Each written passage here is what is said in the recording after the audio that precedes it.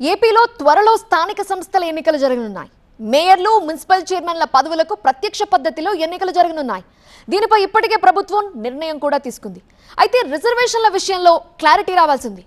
అయితే ఆ corporation mayor పీఠం తమకే ఇవ్వాలని మైనార్టీలు డిమాండ్ చేస్తున్నారు. వైసీపీ, టీడీపీ నేతల్ని కలిసి తమకు అవకాశం ఇవ్వాలని కోరుతున్నారు వాళ్ళు. అది జనరల్ స్థానమైన ముస్లిం మైనార్టీలకు మేయర్ అభ్యర్థిగా పోటీ చేసే అవకాశం కల్పించాలని అన్ని పార్టీల నేతలకి విజ్ఞప్తి చేస్తున్నారు. ఇంతకీ ఏదాని కార్పొరేషన్?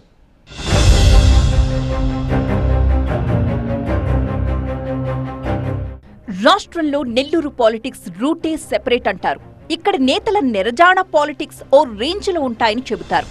ఇక గత స్థానిక సంస్థల ఎన్నికల్లో ఉమ్మడి నెల్లూరు జిల్లాలో ఉన్న అన్ని స్థానాల్ని అప్పటి అధికార పార్టీ వైసీపీ క్లీన్ స్వీప్ చేసింది. ఈసారి తమ వంతు అంటోంది అధికార టీడీపీ. అన్ని స్థానాల్లోనూ విజయం సాధించాలని అధిష్టానం నుంచి లోకల్ టీడీపీ నేతలకు ఆదేశాలు అందాయట. 100% సక్సెస్ కోసం విభేదాలు పక్కన పెట్టి సైకిల్ శ్రేణులు కలిసి కష్టపడి పనిచేయాలని హైకమాండ్ కోరుతోంది. ఇక నెల్లూరు మేయర్ కుర్చీలో చాలా మంది నేతలు కర్చీఫ్లు వేస్తున్నారు.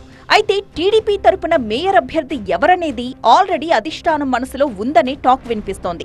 మేయర్ సీటుకి సంబంధించిన రిజర్వేషన్ కూడా దానికి తగ్గట్టే రాబోతోందని అధికార పార్టీలో చర్చ జరుగుతోందట. అయితే నెల్లూరు నగరంలో ముస్లిం మైనారిటీలు గణనీయమైన సంఖ్యలో ఉన్నారు.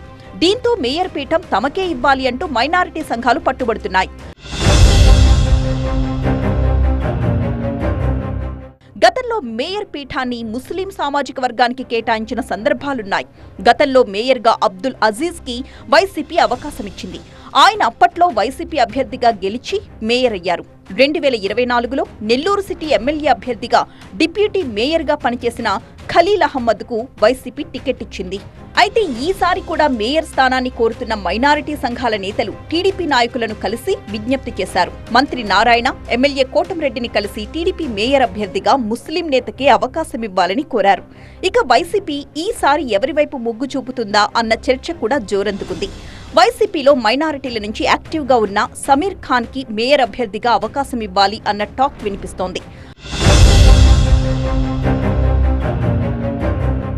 అయితే మేయర్ సీట్ జనరల్ రిజర్వ్ అయినా తమకు అవకాశం కల్పించాలని మైనారిటీ నేతలు డిమాండ్ చేస్తున్నారు.